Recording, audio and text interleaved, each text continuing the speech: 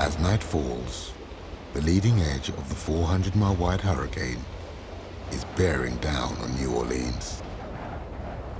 Jamal Raymond has decided to sit out the storm in his 5-story block of flats on the eastern edge of the city. Skies got like black, you know, start getting dark. It started like raining kind of hard. So I say about 11 o'clock, that's when she came through.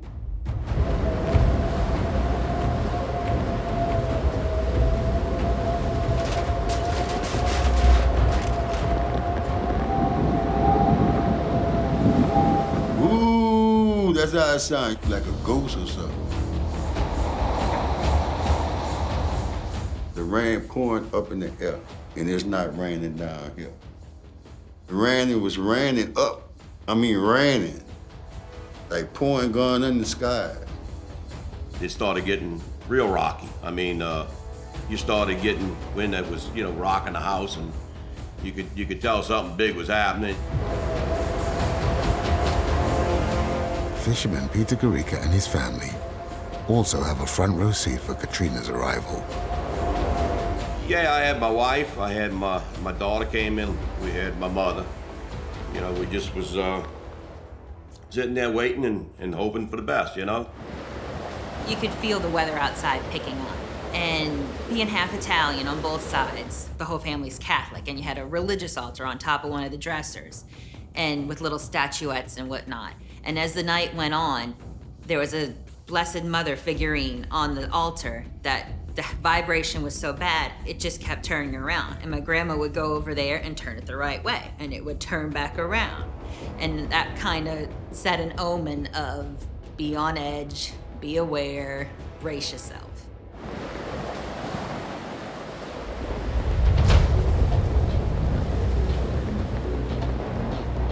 Eight miles across town, journalist Jarvis DeBerry is hunkering down to ride out the storm at the offices of the local newspaper. I heard this kind of like a high kind of whistling sound. Somebody rushed into the part of the building where I was and said a window has just blown out. If a window is blown out of this building, then game is on. That's when the lights went out.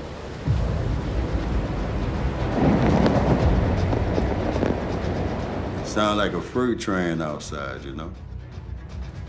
Lightning and everything. You ever seen bluish green lightning? It was scary, It got scary, put it that way. It got real scary.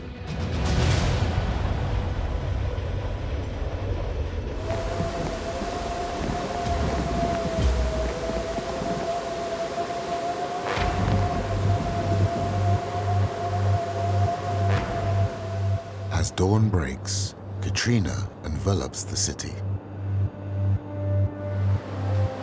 This is where we saw the highest wind speeds, with sustained winds of 133 miles an hour. I would be hanging on to my hats. I would be running for the hills. This was a massive storm, and it was going to annihilate the area.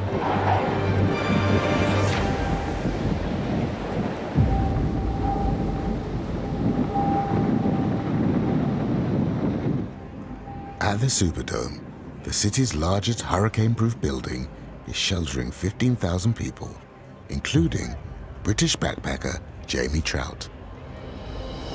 Over time, the winds build up and build up and build up. And then I remember hearing a huge crash, like a huge sound. And it honestly sounded like cars were landing on the roof. And they started getting louder and louder, like boom, boom, boom, boom. A hole appeared in the roof, and water came in, and this howling, whistling sound came in. And right around then, the electricity went off, so the lights and the air conditioning went off, and it went pitch black. People started screaming, and as our eyes readjusted, we realized that everyone was just running up the stand of the seats and getting underneath into the walkways beneath the stadium. Everyone was really in shock, panicking.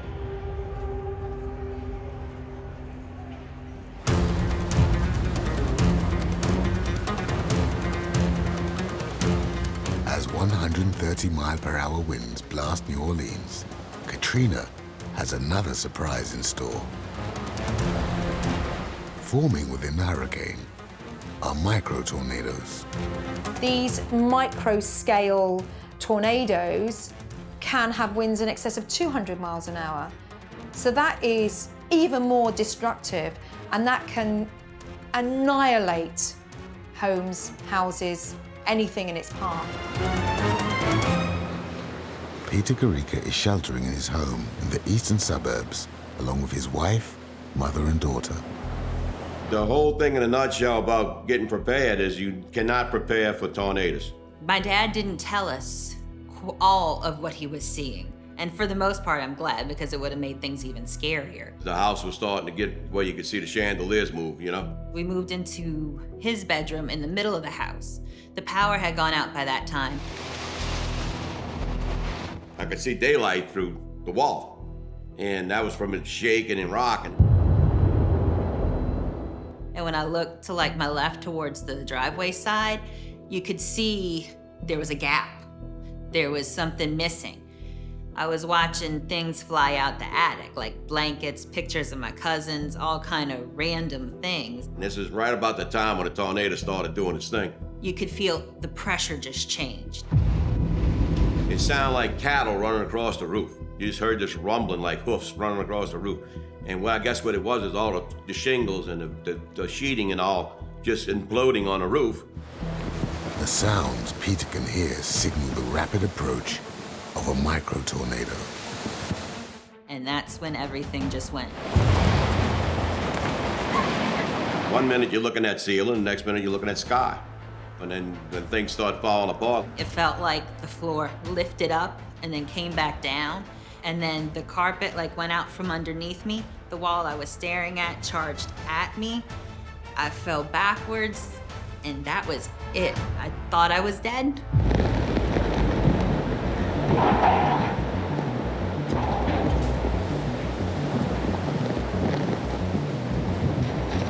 Hurricane Katrina is tearing through New Orleans, where over 100,000 people are sheltering from winds of over 130 miles per hour.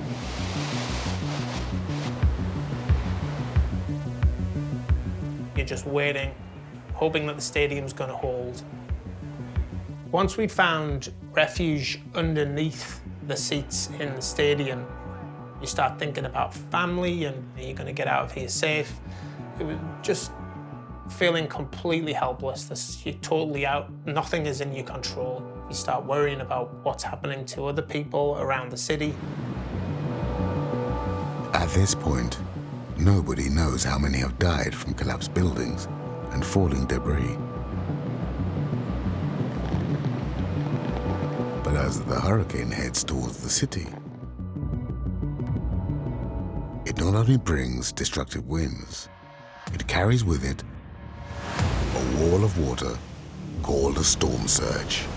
This is where water is almost picked up and thrown towards the coast.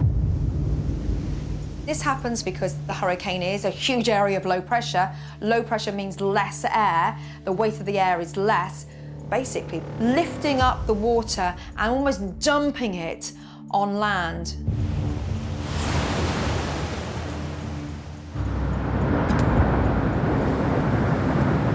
Surge.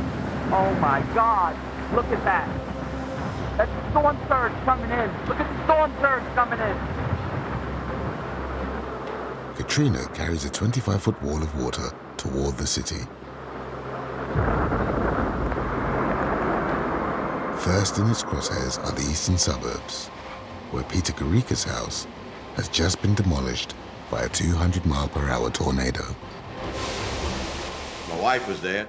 We had my mother, and myself. And I didn't see my daughter because my daughter was still on the floor of the house. And she might have been knocked out, I don't know.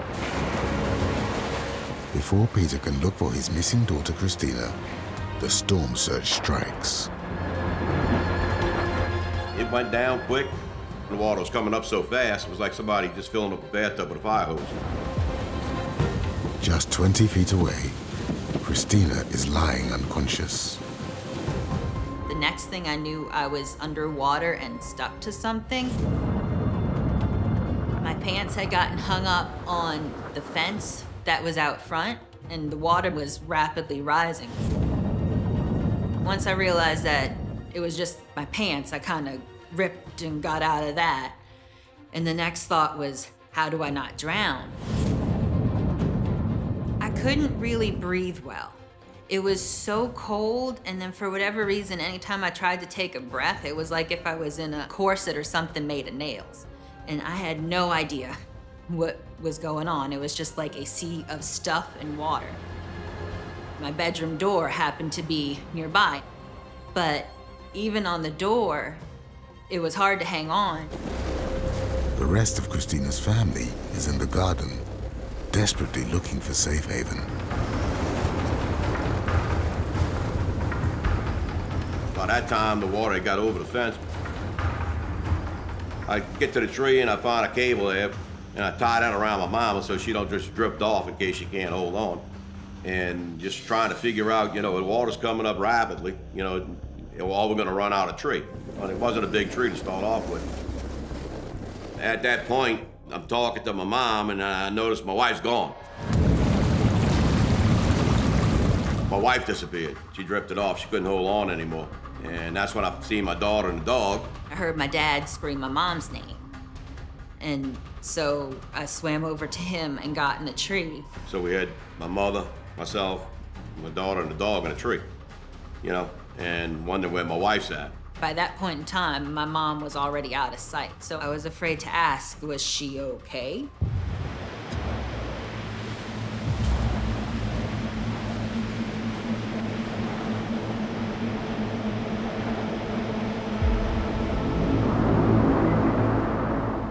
In the north of the city, Fire Captain Joe Fincher is keeping watch over the levees of Lake Pontchartrain.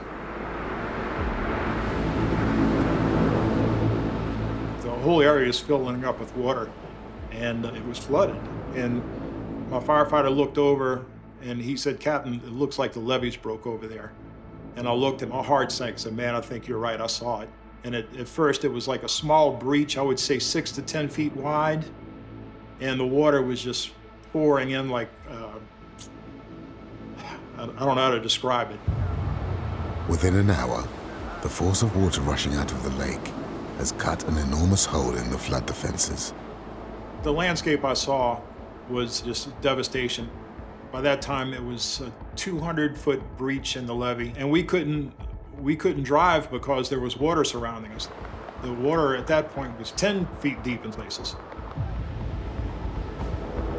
As soon as I saw the levee break, I immediately thought that this could be worse than 9/11.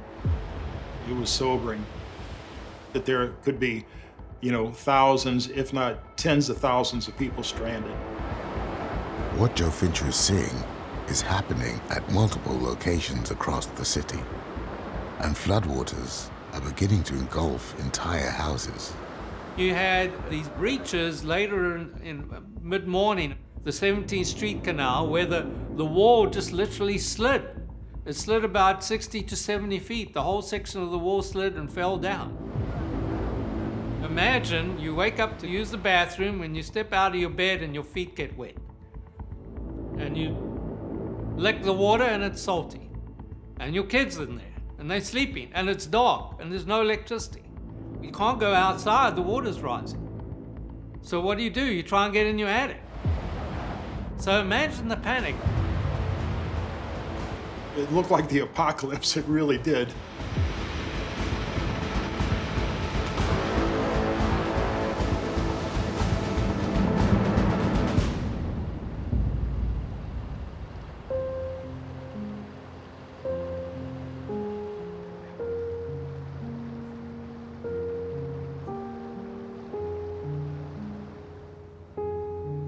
"14 hours after Katrina began its assault on the city, the hurricane finally passes. Katrina lost a lot of energy as it made landfall. Hurricanes need the warm seas to fuel them. And ultimately, it just disintegrates, it rains out. It's not really till the afternoon where the winds slowly lose the worst of their sting. The winds have died, but floodwaters have not dropped. 20 miles away, British reporter Kami Nzeram is trying to find a way into the city on one of the few remaining roads. We've just got to the community of Covington, which is just north of New Orleans across the lake.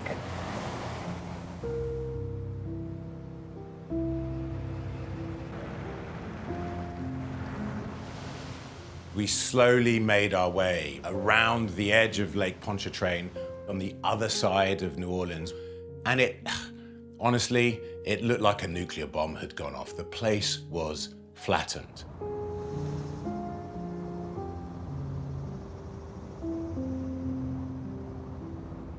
We began to hear stories that entire districts were lying underwater, that in some cases, houses were completely submerged. There were entire parishes that had been completely devastated. Bodies were floating in the water in the lower 9th Ward.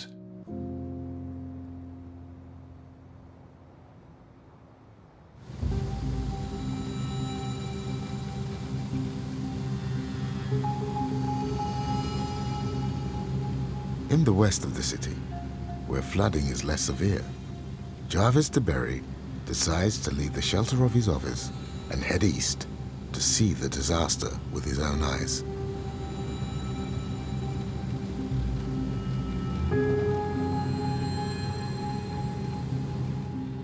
We got out on the interstate and it's elevated so we can look down on the city.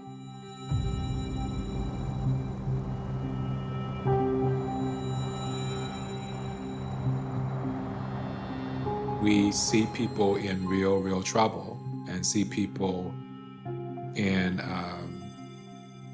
real distress. See people that to this day, I don't know if they survived or not. We went as far as we could go.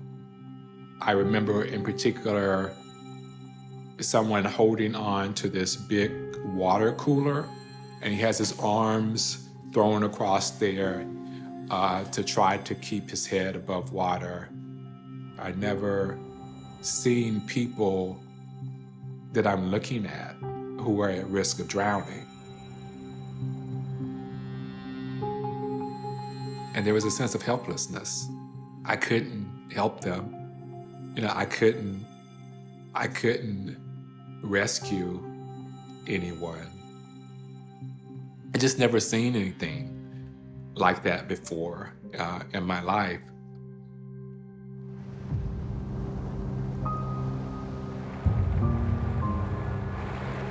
In the 9th Ward, the reason for the extreme floodwaters is clear. The industrial canal has burst, and water is still pouring in.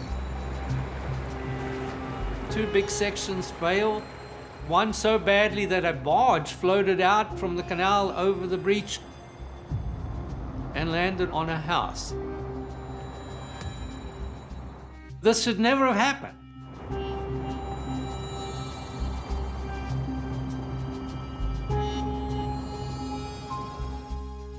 The predictions seemed to me to have been true. They were in real life-threatening danger.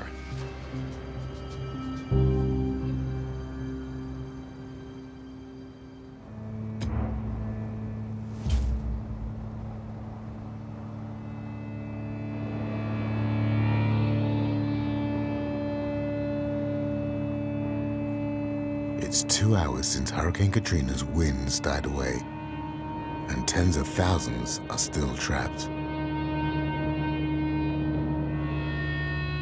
News is beginning to filter out of the city, and the major networks are quick to react to the horror. Here in Slidell, 300 are estimated to have died, mainly in their attics, trying to escape the rising waters.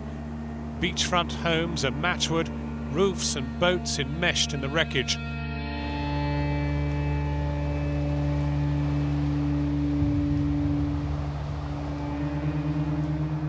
For those lucky enough to evacuate before Katrina hit, this is their first sight of a disaster taking place back home.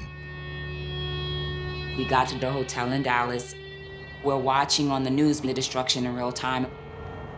It's surreal that you're watching the place you grew up in on television. It feels like you're watching a third world country. You're like, this is not really happening. And at that point, I think it hit my parents that there is no way that our house survived that. But also, you feel guilty because you made it out and others haven't.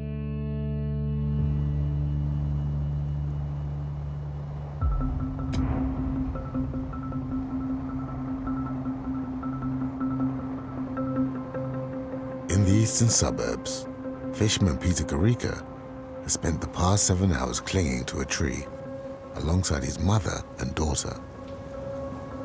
I lost my wife, and all I was thinking about is I hope she grabbed onto something on the way out. I could see that the little boat that was on the side of the house was still floating. So I swam off. When I swam off, my mom said, "You're gonna die if you swim off." I said, "Well, if I'm gonna die trying," you know? My grandma the whole time just kept telling him all kind of, "Oh, you're gonna die." But once he got to the little boat and he was getting it, you know, where I could see him getting to us, it was just a wave of relief. So after I got them secure, get up on the rigging of the boat, because they had rigging that was about, maybe put you about 13 feet above ground level, and look around and see if I could spot my wife. My dad did his best to figure out where my mom was.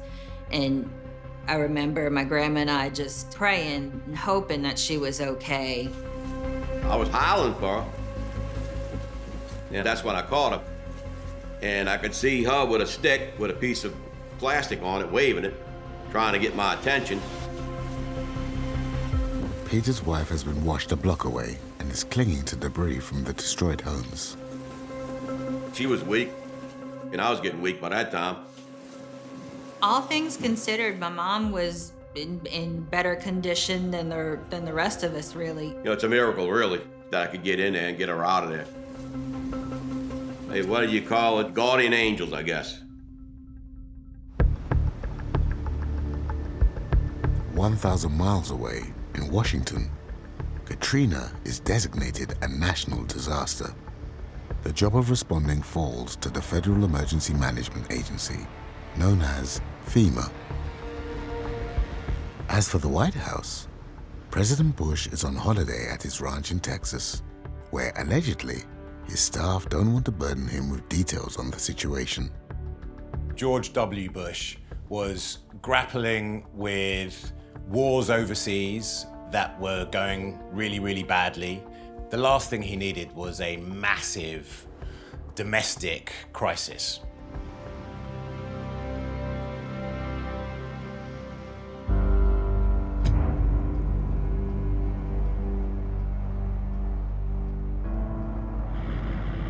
New Orleans is on its own.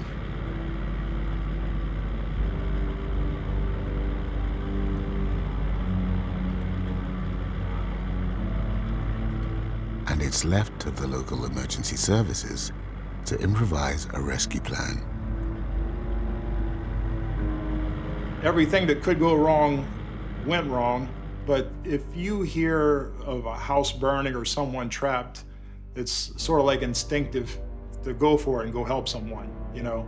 So that's pretty much the mentality of the whole fire department from what I saw. We knew that there would be, you know, rescues that we had to make. We couldn't access it through fire trucks because you couldn't get around. We had a couple of guys that were really good with boats and all. We saw a boat in the backyard of someone. They were able to hotwire the boat and get it into operation.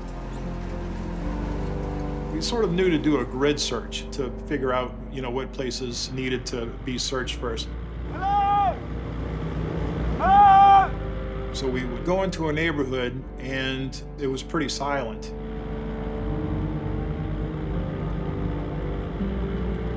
We would turn the boat motor off and yell, make some noise, so we would know where they were.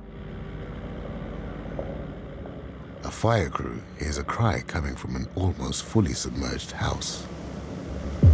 A couple of blocks from us, they found somebody yelling out of a bathroom window. And it was a guy that was standing on his toes, apparently, on top of the bathtub, with his head barely above the water. He wouldn't have made it much longer, so they were able to pull him out. And over the next few hours, we had probably, say, 30, 40, 50 people. We just tried to do as much as we could. We realized that we were fighting against time. So, yeah, it was sobering.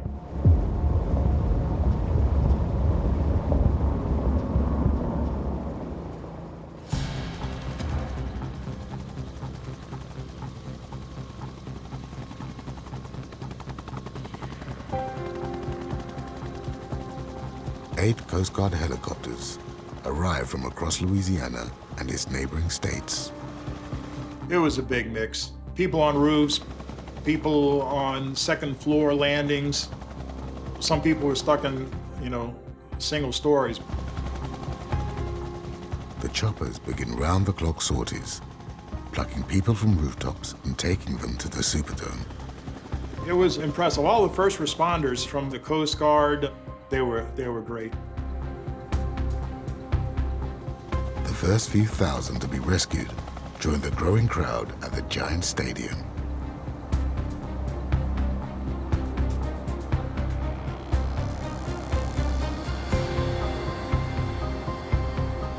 There was something like another 20,000 people that arrived.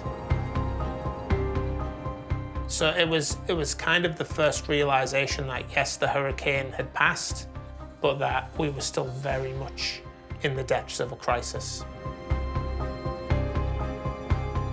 As the sun sets over the Superdome, across the ruined city, tens of thousands more face another night stranded in their homes and huddled in attics.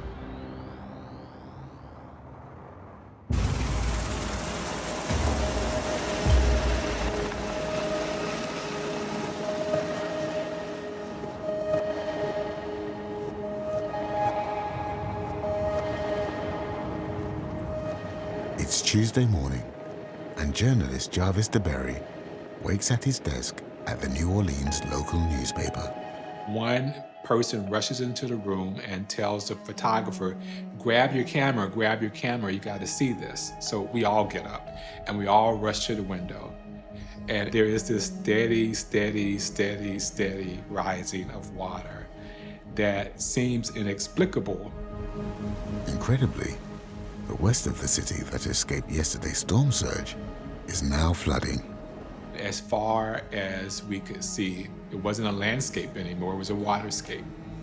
It was a real mystery to people that they could be flooding after the storm had gone. And all of a sudden, this water's rising so fast. Well, that means that we've got breaches, we've got serious breaches.